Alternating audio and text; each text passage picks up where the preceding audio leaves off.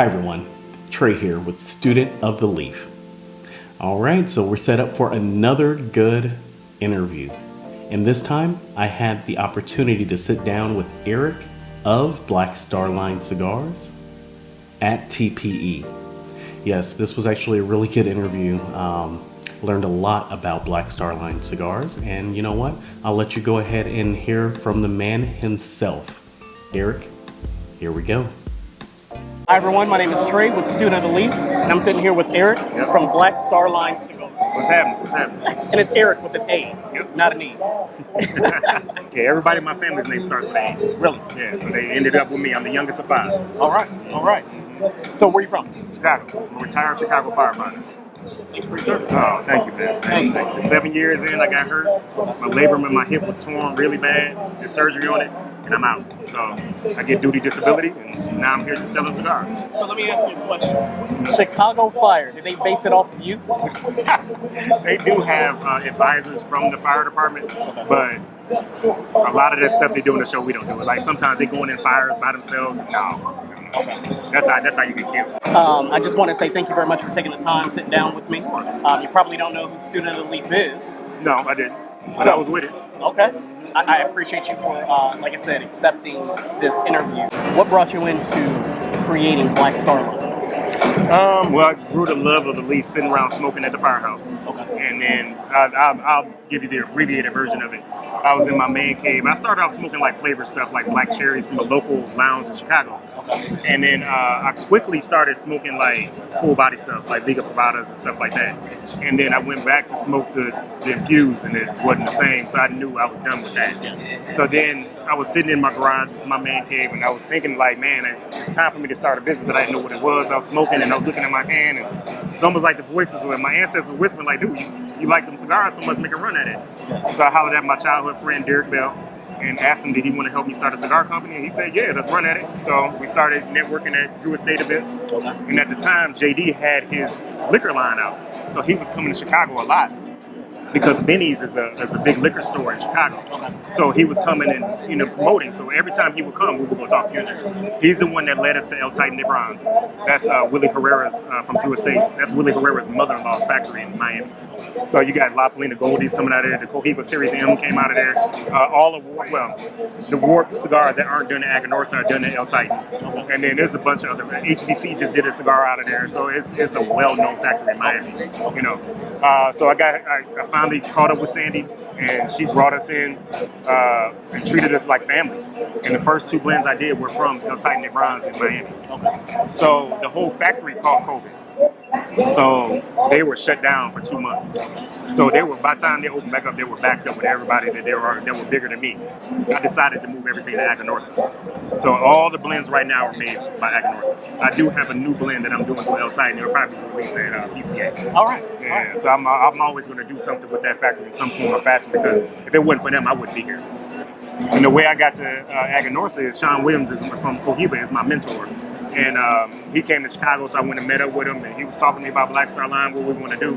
So I told him, I was like, I love El Titan, but due to the fact I'm buying tobacco in America, the price is higher.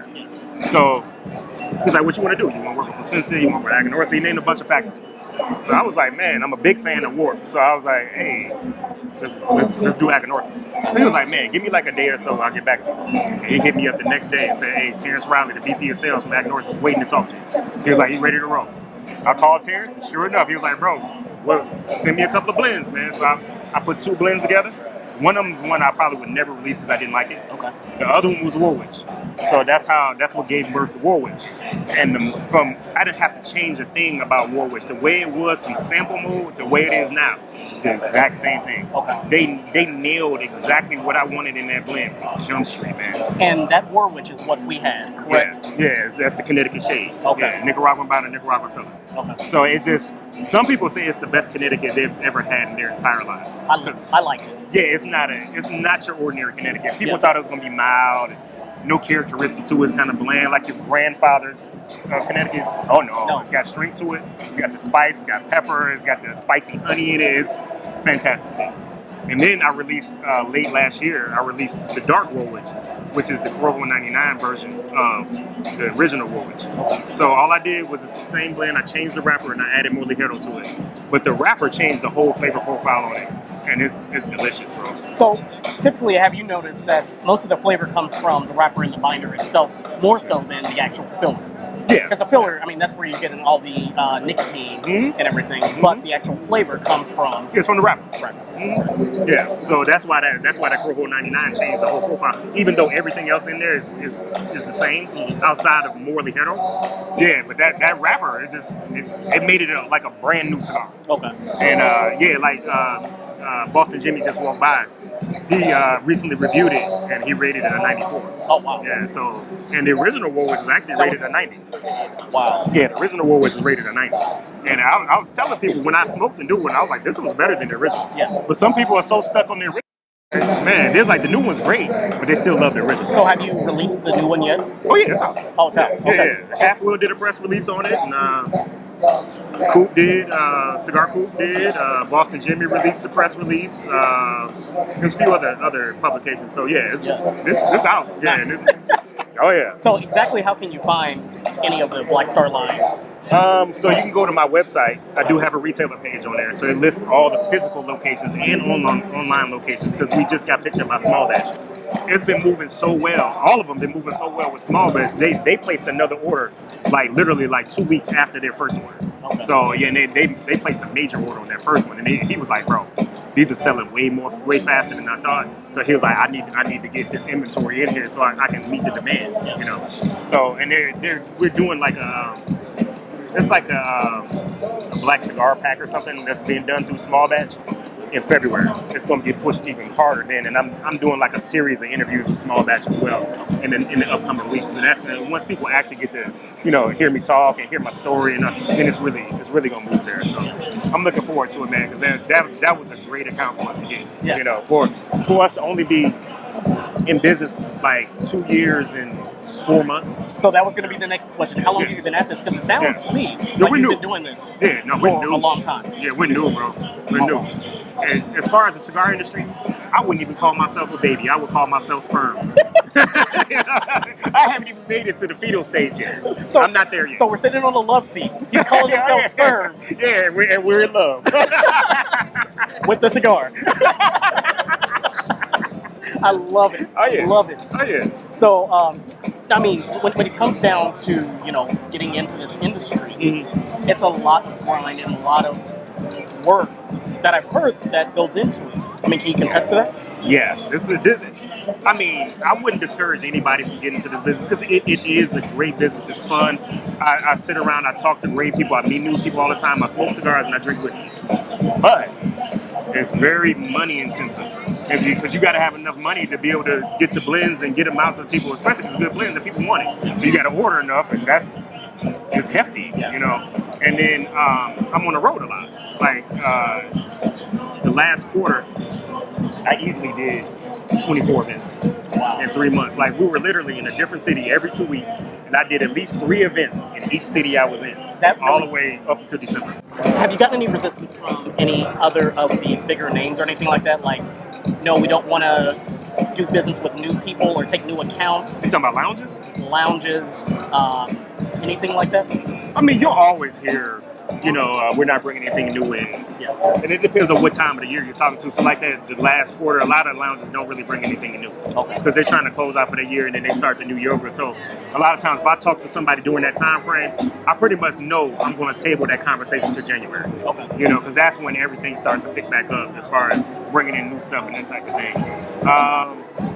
Pushback from lounges, what helps me a lot is I have 2 great factories that roll for me. Yeah. So if the lounges know those factories, then they already know, like, all right, so you got good quality. Now, does it meet with my palate, that type of thing? And then when they're smoking it, a lot of times the lounges are thinking about who they can sell it to as they're smoking it. Right. So they're trying to determine, like, okay, well, I'm smoking, say, a dark Woolwich, like, I know at least 10 people I can sell this cigar to. You know what I'm saying? So all that plays a factor if they're going to bring it in or not. Okay. Then price, of course, matters as well. Because a lot of smaller companies, we're not buying millions of cigars at a time. We're buying small batches. So sometimes the price may be a little bit higher than, say, a Rocky Patel or somebody that's been around you know, damn near as long as I've been alive. Yes. You know what I'm saying? So all that plays a factor in it, whether you're going to get into a lounge or not. So, I mean, it sounds to me like, I mean, you've put in the time so far, Mr. Sperm. I mean, you have a lot more growing to go, but it sounds to me like you're motivated, you know, and I know that takes... yeah, I mean, we're carried in roughly 70 lounges nationwide right now. So to do that in a little bit over 2 years, it's good. Yeah. You know, and then we got some major accounts, and I when we get back, I got a meeting with it. I'm not gonna release who it is yet, but I got a meeting, and they're gonna pick up 5,000 cigars in one order. So yeah, it's like I'm literally in this one order. I'm gonna get put in 45 locations. So let's talk about the cigars that you actually have here right now at the TPE. So right now we have the Warwick right here, correct? No, this is Lalibela. The Lalibela. Yep. This is the one that we smoked. Yeah, Lalibela comes in two sizes, a 6x60 and it comes in a 6x52. Then over here you have El Malagro. This is the El Malagro line. It comes in a sun-grown Habano and it comes in a Crojo 99 wrapper. So then the ones that aren't on the table are Woolwich and then Dark Woolwich. Because I don't really give those out for samples. They move. I can barely keep them, so I was like, I can't really give them away. Yeah, makes sense. So, but yeah, you know, Woolwich is the driver for all the brands. Yeah, all the brands all the different sticks that I got. That Woolwich is our flagship. So I'm going to be honest with you, it wasn't the Warwick that I had. It was the Lalibela. Oh, it's a great blend. Yeah, I originally did that blend for Tim Hardaway. So yeah. That was his cigar.